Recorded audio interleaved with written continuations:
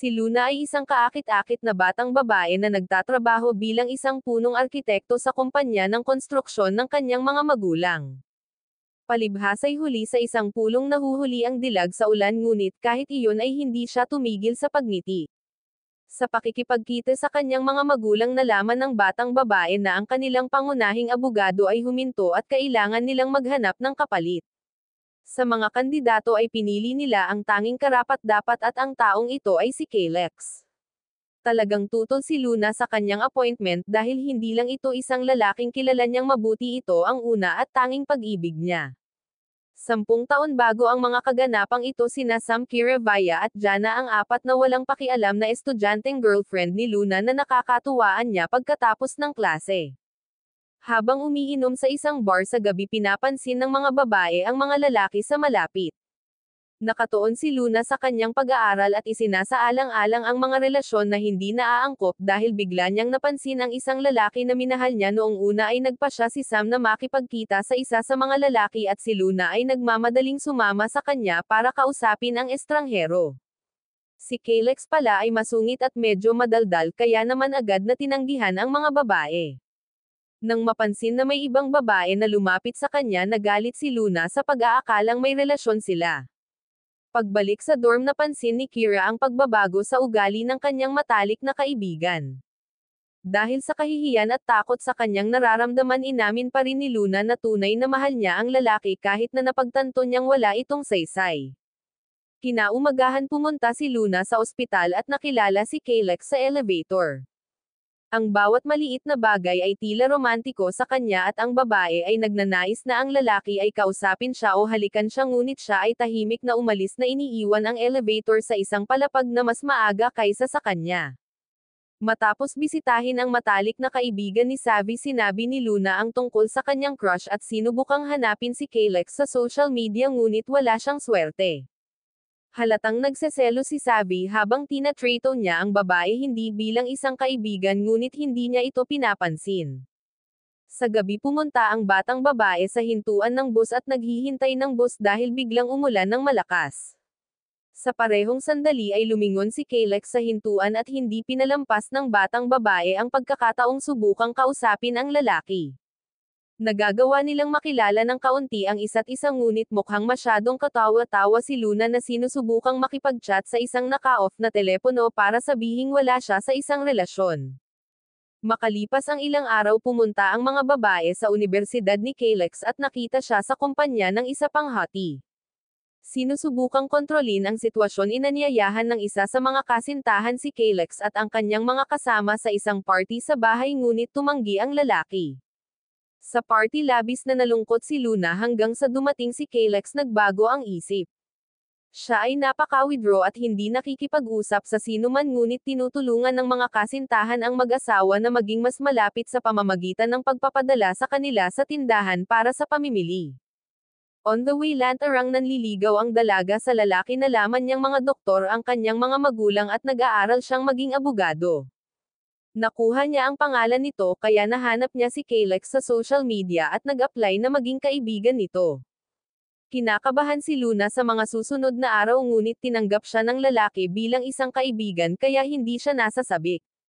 Sinusubukang manligaw ng matalino inatake ni Luna si Kalex ng 100 mensahe sa iba't ibang paksa upang mapanatili ang patuloy na pakikipag-usap sa kanya. Napakalayo ng kanyang ugali ngunit tumutugon pa rin sa babae at nagre-react sa kanyang sexy na larawan sa pamamagitan ng paglalagay ng like. Pagkalipas ng ilang araw nagkita ang mag-asawa sa universidad ngunit ang batang babae ay patuloy na nakakatanggap ng mga tawag mula kay Savvy. Nang mapansin ito umalis si Kalex at hindi pinansin ang dalaga. Sinusubukang ibalik ang dating komunikasyon sinusubaybayan ni Luna ang lalaki at hiniling sa kanyang mga kaibigan na sumama sa kanya sa isang nightclub. Nakilala niya si Kalex ngunit hindi siya pinansin nito bumili ng cocktail para sa ibang babae. Dahil sa pagkadismaya nalasing si Luna at nahimatay nahulog sa mga bisig ng isang tao. Paggising niya sa umaga napagtanto niyang napadpad siya sa apartment ni Kalex at hindi siya komportable. Kasalukuyang naaalala ang lahat ng ito sinubukan ni Luna na tumakas mula sa opisina ngunit nakaharap si Kalex. Lubhang nag-aalala at kinakabahan sa pakikipagkita sa lalaking kanyang iniibig, sinubukan ng dalaga na makatakas sa lalong madaling panahon, ngunit hindi siya binibigyan ng pagkakataon ng kanyang mga magulang. Hiniling nila kay Luna na sumama sa kanila sa hapunan at huwag tanggapin ang mga dahilan. Nalungkot si Luna dito dahil may nararamdaman pa rin siya para kay Calyx. Sa pag-iisip, muli niyang sinisibak ang nakaraan at inalala ang nangyari pagkatapos niyang magising sa apartment ng lalaki. Kinaumagahan, tuwang-tuwa ang dalaga nang malaman niyang buong magdamag siyang katext ng kanyang mga kaibigan at hindi nila naiintindihan ang nangyari sa kanya. Kasabay nito nagulat siya nang si Calyx ang nag-aalaga sa kanya at nagluluto ng almusal. Sinabi sa kanya ng kasintahan na kagabi ay lasing na lasing siya at sinubukan siyang akitin. Hindi alam kung saan dadalhin ang hati, hinayaan niya itong manatili sa kanyang lugar at tinulungan siya noong nagsimula itong samuka. Kinuha ito bilang tanda ng atensyon, sinubukan ni Luna na manligaw ngunit nakatulog. Bukod, pinahahalagahan ni Calyx ang personal na espasyo. Patuloy na nananatiling naka-atras at hindi nagsasalita ng marami, ini-escort ng lalaki ang babae. Natutuwa siya sa atensyon ni Calyx lalo na't nag-aalala ito at sumusulat kung nakauwi ito. Sinusuportahan ng kanyang mga kaibigan si Luna at hiniling sa kanya na maging mas mapagpasyahan dahil siya ay isang gwapong lalaki na pinapangarap ng lahat ng mga babae sa kanyang unibersidad. Kinagabihan, nalulungkot ang dalaga habang nakikita ang lalaki sa piling ni Amethyst na sinasamahan siya kung saan-saan. The next morning she asks Savvy for advice but he suggests not to make it a big deal kasi andin din siya sa tabi niya but at the same time kaibigan lang. Hindi nagtagal ay naputol ang kanilang pag-uusap ni Calyx na bumisita sa dalaga at pumayag na pumunta sa kanyang bahay. Si Luna ang nag-aalaga sa lalaki at nagluluto ng kanyang pinakamasarap na ulam na kawili-wiling nagulat sa kanya sa kanyang mga talento sa pagluluto. Sa isang punto nagpasya siyang tanungin kung may kasintahan siya at kung ano ang relasyon nila ni Amethyst, ngunit hindi pinansin ni Calyx ang tanong at umalis. Nagalit si Luna at hiniling sa kanyang mga kaibigan na suportahan siya sa oras ng kanyang pangangailangan. Makalipas ang ilang araw, pumunta sila sa kanyang unibersidad at sinubukang kausapin muli ni Luna si Calyx. Sa sandaling umupo ang lalaki sa tabi niya, nangunguna ang mga kasintahan at sinimulan niyang baliwalain ang kanyang mga kaibigan na ikinalulugod ni Luna. Sa gabi, inanyayahan ni Calyx ang batang babae sa isang pulong kung saan dinala niya ang kanyang nakababatang kapatid. Masigasig na tumugon si Luna sa nakababatang kapatid ng lalaki at nagpakita ng pag-aalala na ginagawang tila isang masayang mag-asawa mula sa labas. Sa pag-uwi, ang batang babae na nag-iipon ng lakas ng loob ay umamin kay Calyx na siya ay nakikiramay sa kanya. Kasalukuyan silang naghahapunan kasama ang mga magulang ni Luna at kitang-kita ang kaba ng dalaga sa presensya ni Calyx na para bang may galit ito sa kanya dahil sa isang bagay. Hindi nagtagal ay binisita si Luna ng kanyang mga dati ng kaibigan para sa isang masayang party. Sa panahon ng pakikipag-ugnayan, inamin ng batang babae na kailangan niyang magtrabaho kasama si Calyx na nakapaligid sa kanyang pansin. Lubhang hindi komportable si Luna dahil sa nakaraan ay gumawa siya ng masama sa kanya at nasaktan siya. Matapos ipagtapat ni Luna na in love siya 10 taon na ang nakakaraan, hindi sumagot si Calyx at kailangan niyang magpanggap na ito ay isang masamang biro. Nais niyang tumanggi siyang makita siya, ngunit natutuwa sa bawat mensahe at pagkakataong maghanda para sa kanyang pag-aaral. Sa isa pang pagpupulong, ipinagtapat ng mag-asawa at Calyx na kailangan niyang mag-aral ng perpekto kung hindi pipilitin siya ng kanyang mga magulang na nagtatrabaho bilang mga doktor na maging isang doktor sa halip na isang abogado. Matapos malaman na umuulan ng malakas sa labas, kinumbinsi ng babae ang lalaki na manatili sa kanyang bahay. Hindi makakauwi si Kira sa parehong dahilan pero nakalock ang kwarto niya. Napagtanto na walang pagpipilian, nakahiga sina Luna at Calyx sa iisang kama na nangakong hindi mag-iisip ng anumang dagdag. Sa kabila nito, parehong lalaki at babae ang nakatingin sa isa't isa, patuloy na nakaramdam ng simpatiya. Sa lalong madaling panahon nagsimula ang isang romantikong relasyon sa pagitan nila habang ang mag-asawa ay gumugugol ng higit at mas maraming oras sa isa't isa. Madalas silang mag-text magkasamang nag-aaral ng takdang aralin, sabay na kumakain ng tanghalian at hapunan, ngunit wala silang relasyon. Iminungkahi ni Kira na maging mas mapilit ang kaibigan at sabihin ito kay Kalex. Sa isa pang pagpupulong nagpasya ang batang babae na pag-usapan ang tungkol sa damdamin ng lalaki para sa kanya ngunit biglang dumating ang kanyang mga kaibigan at isang amethyst. Iniwan na mag-isa hayagang inuudyukan ni Amethyst si Luna na sinasabing walang pagkakatulad sa pagitan nila ni Kalex. Maya-maya nagpa siya ang 5 magkakaibigan na maglaro ng katotohanan o inumin sa isang bote. Tinanong ni Amethyst si Kalex kung naaalala niya ang gabi nilang magkasama at hindi sinasagot ng lalaki ang tanong. Napagtanto na may something sa kanila, tumakbo si Luna at umalis, pagkatapos nito ay hindi niya pinansin ang lalaki. Sa birthday party ni Sam nalasing siya at patuloy na iniiwasan si Kalex. Nang mapansin ni Luna ang isang lalaki sa piling ni Amethyst, nakilala ni Luna ang isa pang lalaki at nakipag-date pa sa kanya sa harap ni Kalex. Maya-maya nag-away ang mag-asawa sa parking lot at inamin ng batang babae na si Kalex ay masyadong naiipit sa kanya. Matapos sumang-ayon na ito ang kanyang pagkakamali, inanyayahan ng lalaki ang babae sa bahay ng kanyang mga magulang kung saan sa wakas ay ipinagtapat niya ang kanyang pagmamahal at pumayag na magsimula sila ng isang relasyon. Sa kasalukuyang panahon nabigla si Luna dahil si Kalex ay naging hindi lamang isang kasamahan kundi pati na rin ang customer ng architectural plan para sa pagsasaayos ng mismong bahay. Sinubukan ni Luna na tanggihan ang trabaho bilang isang arkitekto ngunit iginiit ito ng kanyang ama at Kalex. Dahil walang pagpipilian, pumayag ang batang babae na magkita sa gabi at talakayin ang plano sa trabaho. Nangako si Kalex ng malaking gantimpala para sa pag-aayos ng bahay at ipinakilala siya sa kanyang paralegal, ngunit ito pala ay ang kanyang matalik na kaibigan na naging dahilan upang mawalan ng kontrol ang dalaga sa kanyang emosyon. Nagpasya siyang umalis sa pulong ng negosyo at abandonahin ang proyekto na sinasabi na napupuot siya kay Kalex at ayaw siyang makita. 10 taon na ang nakalipas, iba ang lahat dahil sina Luna at Kalex ang perpektong mag-asawa. Maaari silang maging sanhi ng inggit ng sinuman kabilang ang pinakamatalik na kaibigan ng batang babae dahil tila sila ay masyadong perpekto na parang nilikha ng Diyos mismo para sa isa't isa. Nang sumunod na katapusan ng linggo, nagbakasyon ang magkasintahan sa dalampasigan para silang dalawa lang. Ang mga romantikong lakad, magkasanib na larawan at mga bakasyon ay nagpalapit sa mag-asawa. At the same time, awkward pa rin silang magtinginan na walang outerwear dahil sobrang lakas ng pagnanasa. Umaasa si Luna na magiging perpekto ang bakasyong ito dahil naplano na niya ang lahat, ngunit sinira ni Kalex ang lahat ng plano, nagmumungkahi na magpahinga at maghapunan sa ibang lugar. Sa ilang mga punto ang kanilang bakasyon ay nag-ambala ng isang tawag sa telepono na pinipilit ang lalaki na bumalik sa hotel para sa kanyang pag-aaral. Kailangan niyang tapusin kaagad ang isang takdang aralin, ngunit nangakong gagawin niya ito bago lumubog ang araw. Ang lalaki ay hindi nagpipigil sa pakikipag-usap dahil siya ay binibigyan pa ng trabaho. Na-offend, umalis si Luna sa hotel at mag-isang pumunta sa beach kung saan nakilala niya ang kanyang unang guro.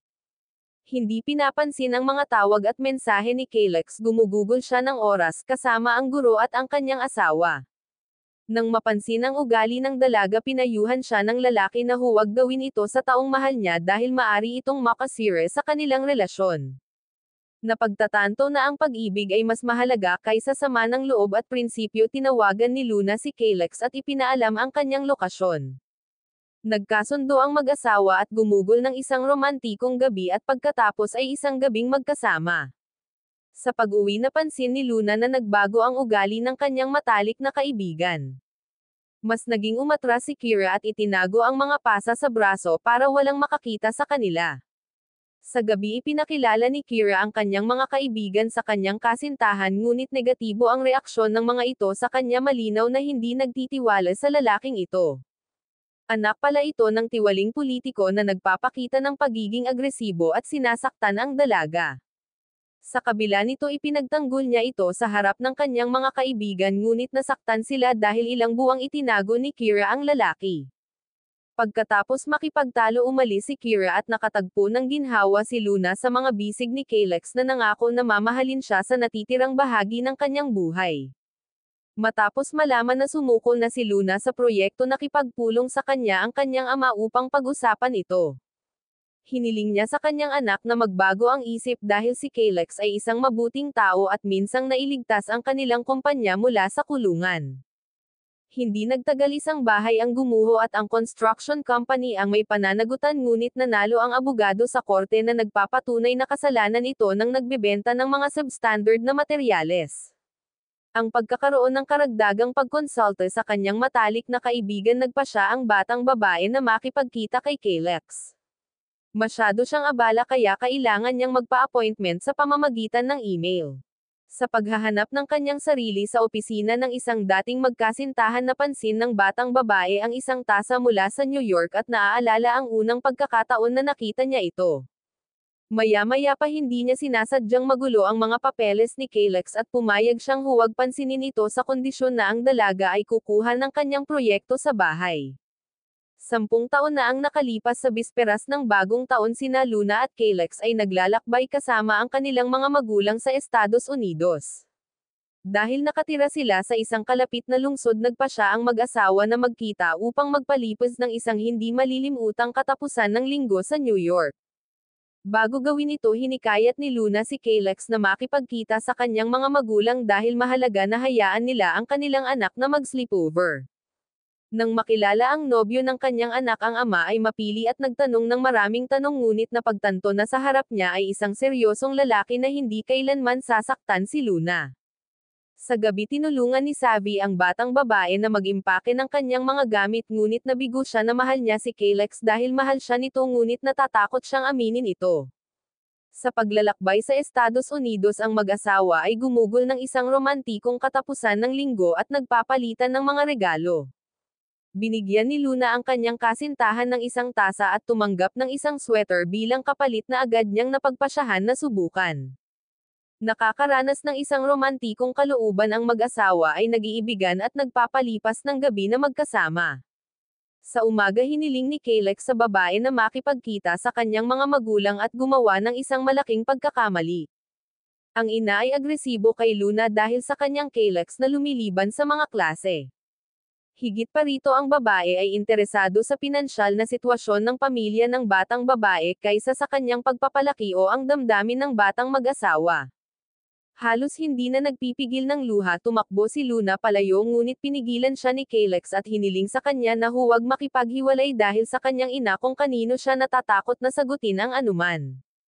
Sa pag-uwi nakipagpayapaan ang magkakaibigan kay Kiara ngunit makalipas ang ilang oras nalaman nilang nasa intensive care ang dalaga. Si Luna ay nagmamadaling pumunta sa ospital at nakilala ang ina ng kanyang kaibigan na laman na siya ay brutal na binugbog.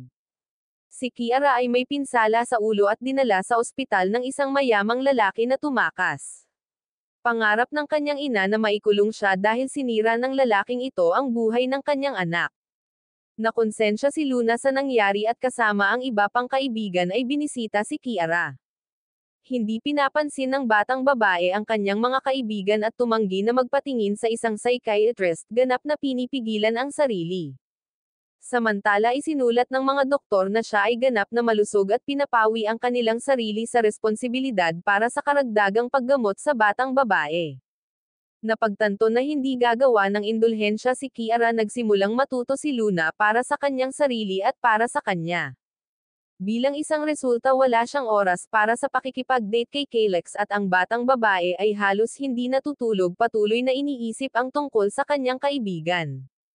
Sa lalong madaling panahon ay magiging malinaw na ang anak ng isang tiwaling politiko ay makakatakas sa parusa dahil ang lahat ay nagpoprotekta sa kanya at gumagawa ng ebidensya upang patunayan ang kanyang kawalang kasalanan.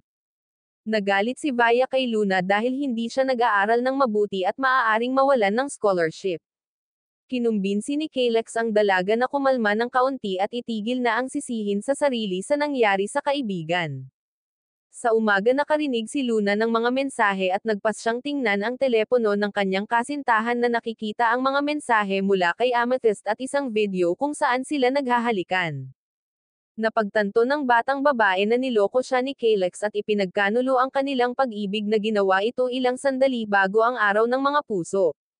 Sa ospital nakilala ni Luna ang anak ng representante at inatake ito ng mga kamao pagkatapos nito ay tinanggihan niya si Kalex. Napaluhod siya at sinubukang bigyang katwiran ang kanyang sarili ngunit walang pakundangan na tinanggihan siya ng batang babae pagkatapos nito ay hindi niya pinapansin ang mga tawag at mensahe. Hindi nagtagal ay bumuti si Kiara ngunit nalaman ni Luna na nalasing si Calyx at nilaktawan ang mga pagsusulit dahil dito hindi siya makapasa sa susunod na kurso. Napagtanto niya na ang lahat ay dahil sa kanya at nakonsensya ngunit tinatanggihan pa rin ang lalaki na nakahanap ng kaginhawaan sa mga bisig ng kanyang matalik na kaibigan. Matapos mangakong mamahalin siya habang buhay umalis si Calyx at hiniling na maging masaya ang dalaga. Sa kasalukuyang panahon sinubukan ni Luna na humingi ng paumanhin sa paggulo ng kanyang mga papel ngunit tinanggihan ni Calyx ang kanyang regalo. Inalok ni Kiara na kausapin ang lalaki dahil sa tingin niya ay hindi ito masamang tao. Hindi siya galit sa abogado sa pagtatanggol sa anak ng representante sa korte dahil nauwi pa rin siya at ang tunay na abogado ng kriminal ay hindi si Calyx kundi ang kaibigan niyang si Amethyst. Kinabukasan nagpasya siyang magtanong tungkol dito ng personal at kinumpirma ng abogado na hindi niya tinulungan ang kriminal dahil nilalabag nito ang kanyang mga prinsipyo. Dahil dito pumayag ang dalaga na kunin ang proyekto ng country house ni Calyx at isama ang kanyang matalik na kaibigan na sina Kiara at Sabi. Kinaumagahan ay nakilala niya si Calyx bilang isang customer at hiniling sa kanya na ipahayag ang kanyang mga nais tungkol sa disenyo ng bahay. Hinahayaan niya itong maging imahinasyon at hiniling sa kanya na gumawa ng isang bahay na pinapangarap ni Luna na tumira. Kinabukasan ay nagkita sila sa mismong bahay na iyon at ang batang babae ay sumuko sa isang pakiramdam ng nostalgia. Naaalala niya kung paano sila nagpalipas ng oras dito at tumitingin sa mga bituin sa pamamagitan ng teleskopyo. Maya-maya kumain ang mag-asawa sa isang restaurant at ang abogado ay pinapansin ng isang batang babae na kanyang kliyente. Napansin ni Lumat ang mainit nilang paggalang sa isa't isa nagseselos si Lumat sa ex sa pag-aakalang naging babero na ito. Kinagabihan na pag-usapan ito ni Luna sa kanyang mga kaibigan at nakaramdam ng awkward dahil napagtanto nilang may nararamdaman pa rin ang dalaga para kay Calyx. Kinabukasan ay pumunta si Luna sa universidad kung saan nagtuturo siya sa mga estudyanteng nangangarap na maging arkitekto tulad niya. Pagkatapos nito ay nakilala niya ang nakababatang kapatid na lalaki ni Calyx na lumaki at nalaman na ang abogado ay nasa isang relasyon kay Amethyst ngunit itinanggi ito ni Calyx. Kailangang pumunta ng batang babae sa bahay ng bansa ngunit tumanggi si Sabi na i-drive siya kaya kailangan niyang pumunta doon kasama si Calyx. Inaprubahan niya ang ideya ng proyekto ng arkitekto at nalulugod siya sa pamamagitan ng pagbabalik ng teleskopyo sa lugar nito na agad na lumilikha ng isang romantikong kapaligiran. Sa gabi ang batang babae at ang kanyang mga kaibigan ay pumunta sa isang bar kung saan napansin niya si Calyx. Nagpasya na huwag pansinin siya si Luna ay umiinom at sinubukang halikan ang sinumang estranghero na handa para dito ngunit si Calyx ay nakagambala sa kanyang mga plano sinabi na gusto niyang magsimulang ligawan muli ang babae. Ang lalaki ay patuloy na nag-aalok na subukan muli ang lahat ngunit tinanggihan siya ng batang babae isinasaalang-alang siya na isang sinungaling at isang manloloko na may kakayahang ipagkanulo muli siya. Hindi gustong ituloy ang pag-uusap sumakay si Luna sa kotse at sinubukang umalis ngunit agad na naaksidente sa sasakyan. Nagpapakita ng pag-aalala pinauwi ni Calyx ang batang babae at ipinadala ang kanyang sasakyan sa isang repair shop upang ayusin ang sirang bumper. Kinaumagahan sinabi niya sa kanyang mga kaibigan ang lahat tungkol dito at iminumungkahi nila na dapat niyang isaalang-alang ang pakikipag-date kay Calyx. Iminumungkahi nila na hindi siya masama at karapat-dapat ng pangalawang pagkakataon lalo na't wala siyang kasiguraduhan na niloko siya nito sa nakaraan. Maya-maya nagkita ang mag-asawa sa labas ng opisina at ibinalik ni Calyx ang susi ng dalaga sa inayos na sasakyan. Sa parehong sandali ay nagsisimula itong umulan at sinubukan niyang itago si Luna sa ilalim ng kanyang jacket na lumilikha ng isang romantikong kapaligiran. Sa opisina nakilala niya ang isang nasisiyahang customer na nag-aalok sa batang babae na makipagkita sa kanyang anak. Hindi isinasantabi ng batang babae ang posibilidad na ito dahil wala siyang karelasyon at handa siyang makipagkita sa pag-ibig sa kondisyon na ang tao ay tapat. Narinig ni Calyx ang lahat ng ito at nagalit na pagtanto na tinatrato siya ng dalaga ng mga paninisi at kawalan ng tiwala dahil sa mga pangyayari sa nakaraan. Hiniling ni Kalex kay Luna na baguhin ang disenyo ng bahay dahil ang pabahay na ito ay hindi para sa isang bachelor ngunit para sa isang mag-asawa. Hinihiling niya na gawin ang lahat sa paraang gusto niya na nagpapahintulot na baguhin ang lahat sa kanyang panlasa at sumasang-ayon sa anumang mga ideya ng batang babae. Habang nagtatrabaho sa pasilidad nagkasakit si Luna kaya nag-anunsyo si Kalex ng pahinga at bumili ng pagkain para sa lahat ng manggagawa. Hindi nagtagal ay dumating ang mga magulang ng abogado sa bahay ng bansa. Ang ina ay muling hindi nasisiyahan sa lahat at sinisiraan ang arkitekto para sa pagiging simple ng mga solusyon ngunit sa pagkakataong ito ay ipinagtanggol ni Kalex ang batang babae at ang kanyang mga ideya na naniniwala na ito ang perpektong bahay kung saan mabubuhay ang isang masayang pamilya. Bago umalis si Luna inimbitahan siya ni Kalex sa birthday party ng isang kasama.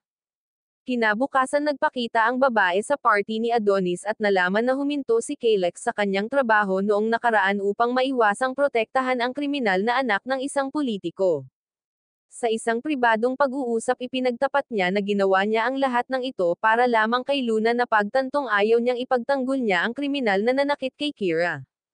Dagdag pa ng lalaki sa kanyang mga kaibigan na bigla ang dalaga dahil iisa lang ang publikasyon niya na may buwan sa kalangitan sa gabi. Sa muling pagkikita humihingi ng pagkakataon si Kalex at handang ipaliwanag ang lahat ng nakaraan upang patunayan na hindi niya kailanman ipinagkanulo ang kanilang pagmamahalan.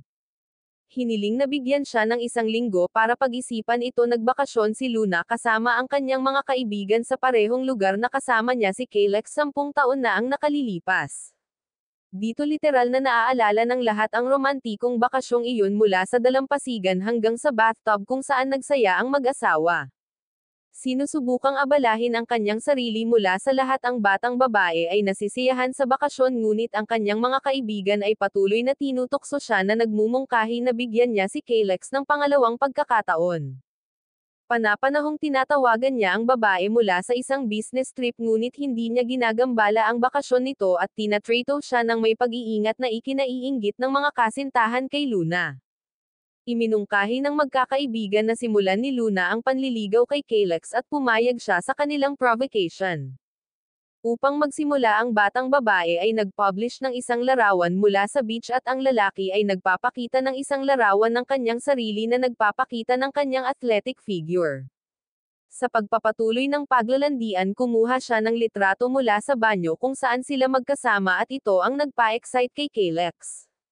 Nagpa siya na itaas ang antas ng komunikasyon. Ang isa sa mga kaibigan ay nagpadala ng isang larawan ni Luna sa mga personal na mensahe ngunit nawala ang lalaki na nagsasabi na mayroon siyang mahalagang pulong sa negosyo. Kinagabihan tinawagan niya ulit ang dalaga at mukhang handa na itong bigyan siya ng pagkakataon nang biglang sa silid ni Kalex ay kumatok si Dilag. Iniimbitahan siya sa kanyang silid. Sa pag-aakalang niloloko na naman siya nito tinapos na ni Luna ang tawag at hindi pinansin ang lalaki. Kinumbinsi siya ng kanyang mga kaibigan na kailangan niyang tingnan ang lahat ng personal dahil maaari siyang gumawa ng mga konklusyon na makakasira sa lahat. Sa gabi sinusubukan niyang sumulat ng mensahe kay Kalex nang bigla itong kumatok sa pinto. Dumating ang lalaki sa unang paglipad upang pag-usapan ang lahat ng bagay ng personal at sa wakas ay nakuha ang ilalim ng nangyari 10 taon na ang nakalilipas. Hindi naman talaga niya ito niloko o hinalikan si Amethyst. Ang dalaga ang nagtangkang humalik sa kanya pero minsang hindi niya ito tinanggihan. Hirap na hirap si Kalex dahil malubha ang karamdaman ng kanyang nakababatang kapatid at napadpad sa ospital. Ang mga naipon na problema sa bahay at sa paaralan ay nagpahirap sa lalaki ngunit sinuportahan niya si Luna hanggang sa huli. Matapos malaman ang tungkol sa halik tinanggihan siya nito at sumuko siya na wala ang lahat sa isang iglap. Sa loob ng 10 taon ay pinagsisihan ito ni Kalex at handang gawin ang lahat para makasama si Luna. Napagtanto na ang kanilang damdamin ay kasing lakas pa rin ng dati. Ang mag-asawa ay nagpupumilit na pigilan ang luha at halikan. Sa lalong madaling panahon ay nagsimulang umulan at binigyan ni Kalex ang batang babae ng ilang oras upang isipin ang tungkol sa kanilang relasyon. Pagkatapos nito ay tumakas bumalik sa hotel. Kinaumagahan sumakay sa bangka ang magkasintahan at si Kalex. Iminumungkahi ng mga kasintahan na maglaro ng isang romantikong laro ng pag-inom ngunit si Kalex at Luna ay masyadong mahiyain. Nagpa siya ang mga batang babae na lumayo sa landas ng mapagmahal na mag-asawa upang sila ay sumayaw at mapag-isa. Sa isang punto sinabi ni Luna na siya ay giniginaw at ang mag-asawa ay pumunta sa silid upang kumuha ng jacket. Dito sila sumuko sa isang romantikong sandali at tukso sa pamamagitan ng pag-ibig. Kinaumagahan umalis si Kalex para magtrabaho at pagkatapos ay sa loob ng 2 linggo ay halos hindi na nag-uusap ang mag-asawa dahil sa isang mahalagang proyekto. Kapag nagkita sila dinala ng lalaki si Luna sa isang bagong lupain at nangakong ibibigay ito sa kanya kung papayag itong maging asawa nito. Tumawag si Adonis at ipinaalam sa kanya na na-hospital si Amethyst dahil binaril siya ng mga tauhan ng anak ng politiko. Nakaligtas ang dalaga at ginawa ang lahat para mapatawad siya ni Kalex. Matapos malaman ito si Luna ay nag-iisa sa kanya at si Amethyst ay humingi rin ng tawad sa kanya dahil sa pakikialam sa kanilang kaligayahan. Sa gabi sa isang romantikong setting nag-propose si Kalex kay Luna na maging girlfriend niya at pumayag ito. Maya-maya pa nakilala ng mag-asawa ang mga kamag-anak ni Kalex at nagbago ang ugali ng ina sa dalaga na pagtanto na siya lang ang nagpapasaya sa kanyang anak.